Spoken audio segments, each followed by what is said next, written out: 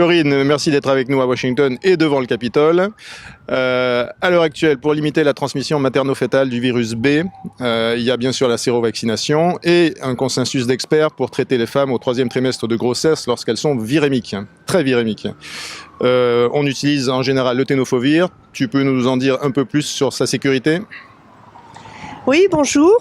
J'ai été intéressée par deux posters qui vont permettre de nous rassurer quant à la prescription du tenofovir chez les femmes enceintes, antigène HBs+.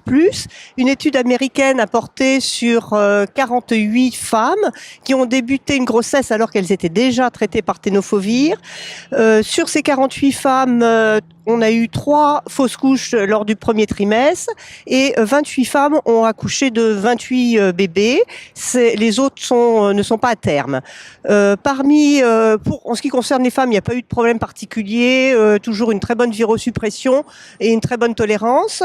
Pas de complications obstétricales. Il est à noter simplement un placenta prévia, une grossesse, un accouchement un peu avant terme, et chez la femme enceinte, une hypertension et une hyperglycémie, rien de particulier par rapport à des femmes non traitées par tenofovir. Les enfants ont été suivis, 17 enfants ont été suivis plus de 7 mois avec un antigène HBs négatif. Et aucune complication obstétricale ni malformation n'a été dépistée.